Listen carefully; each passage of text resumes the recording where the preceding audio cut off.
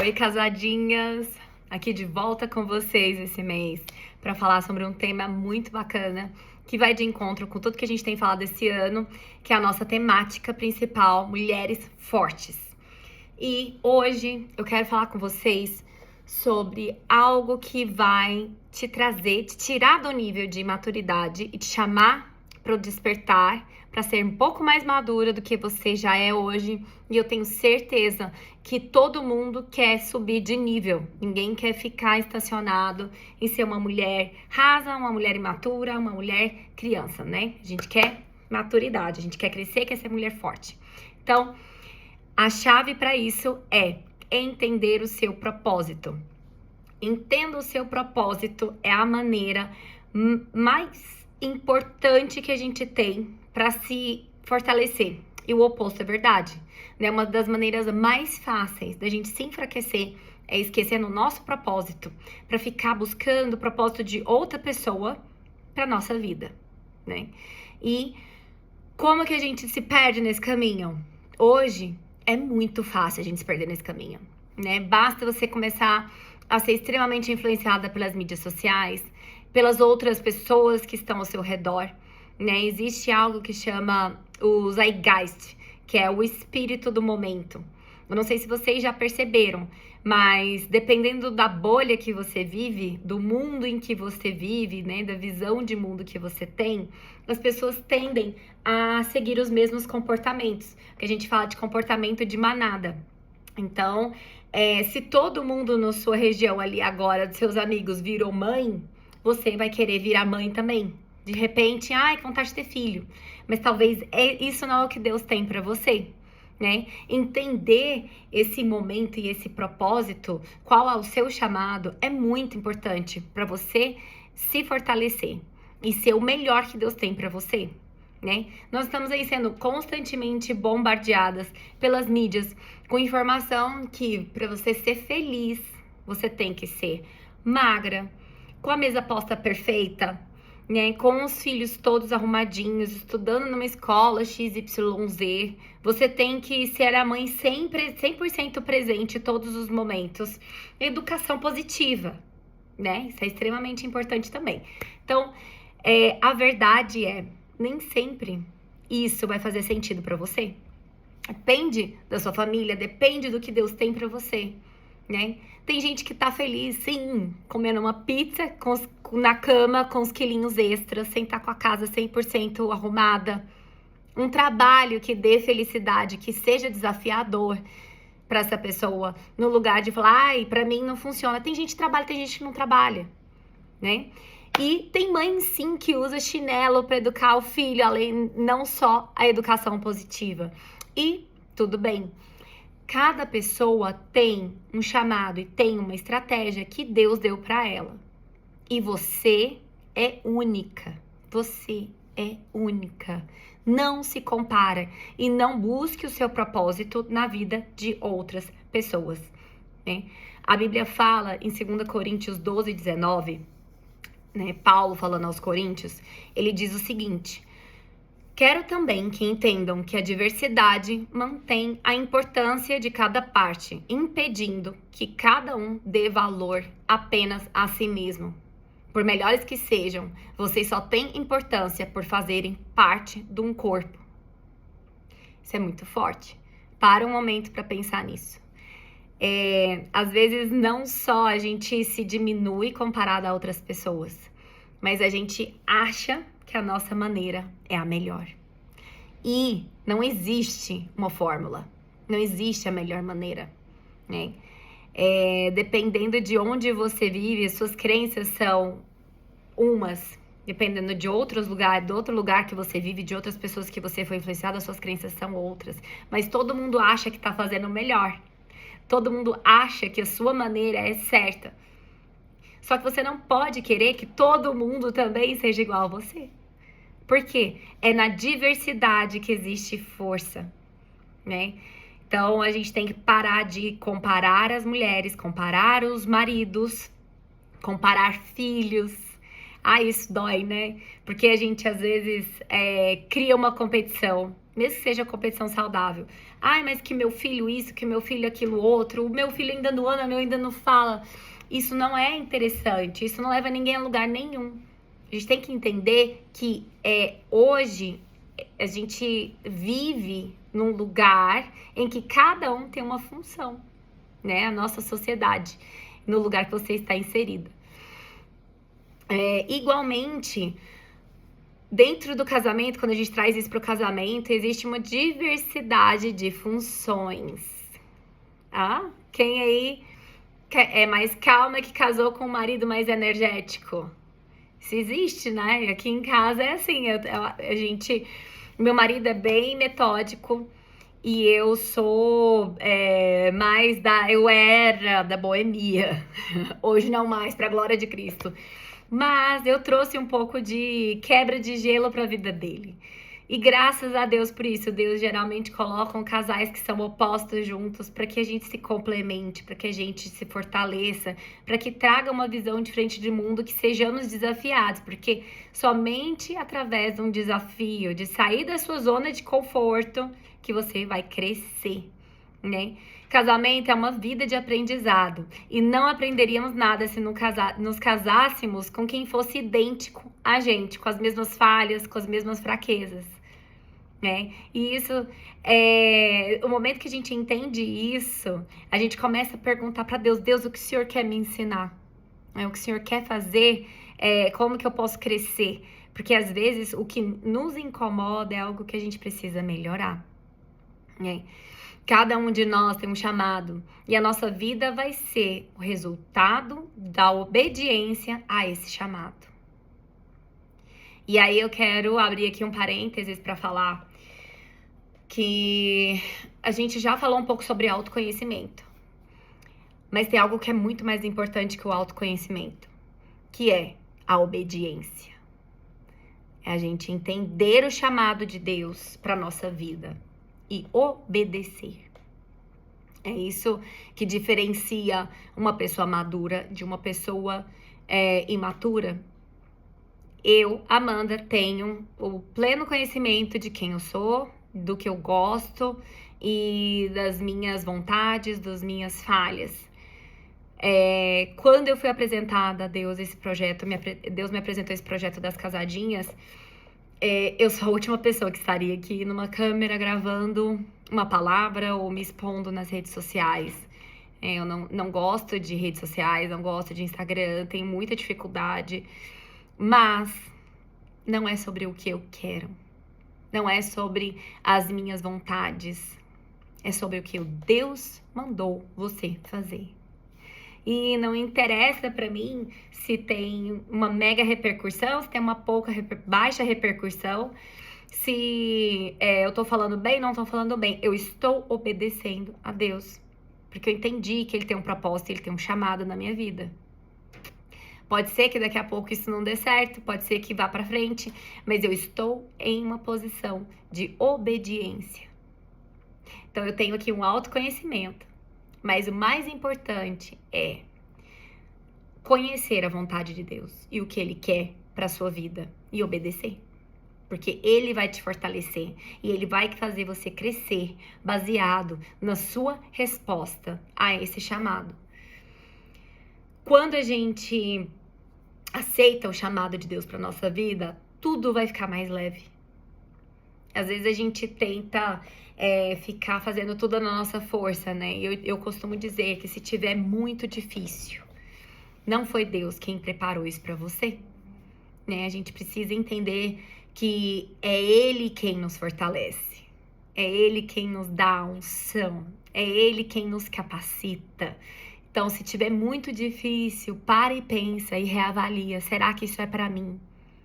Né? Então, muitas vezes você pode aceitar algo desafiador porque Deus colocou no seu caminho, mas Ele vai te dar força e isso vai fluir, do que o oposto. Algo que você gostaria de fazer, que você acha interessante, mas você não consegue. É porque Deus não tem isso para você na sua vida. Entenda o seu propósito. E o segundo ponto que eu quero trazer aqui é: aceite quem você é. Já parou pra pensar nisso? Muitas vezes a gente fica tanto olhando pra fora que a gente para de olhar no espelho. Você fica ali procurando alguém pra se inspirar no Instagram, no TikTok, né, em qualquer rede nova aí que tá aparecendo, e você esquece de olhar no espelho e perguntar, né, será que funciona pra mim? Como vocês podem ver neste vídeo, estou uma morena iluminada há pouco tempo, mas meu cabelo é preto, minha sobrancelha é preta, eu tenho um alto relevo.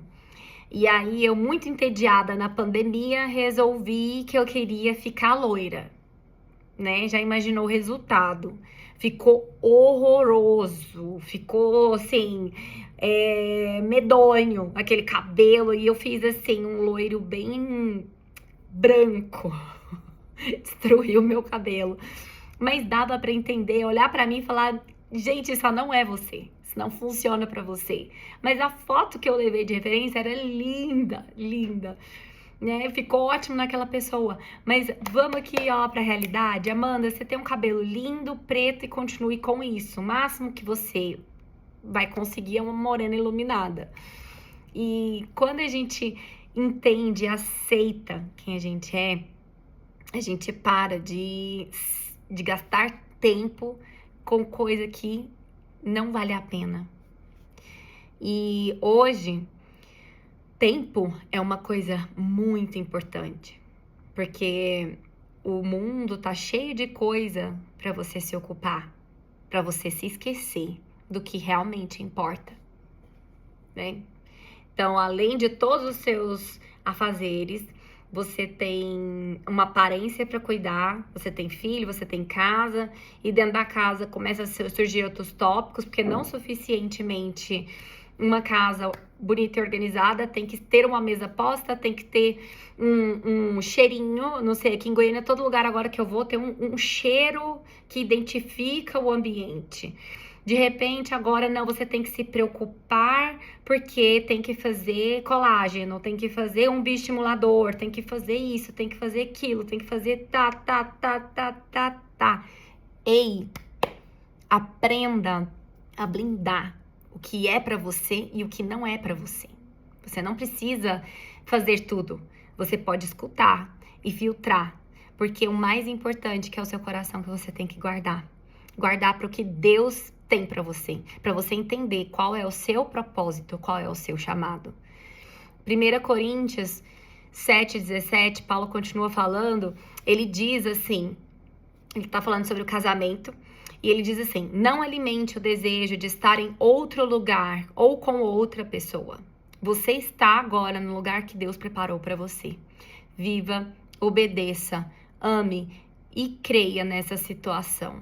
E Deus, não sua situação conjugal, quem define a sua vida. Hein? Você está no lugar que você deveria estar. Você está exatamente onde Deus queria que você estivesse. Então, pare um pouco, olhe para sua vida, seu marido, seus filhos, sua casa, sua ocupação. Você é única. Deus te colocou exatamente onde você deveria estar para impactar exatamente quem deveria ser impactado com a sua vida. Não queira estar em outro lugar.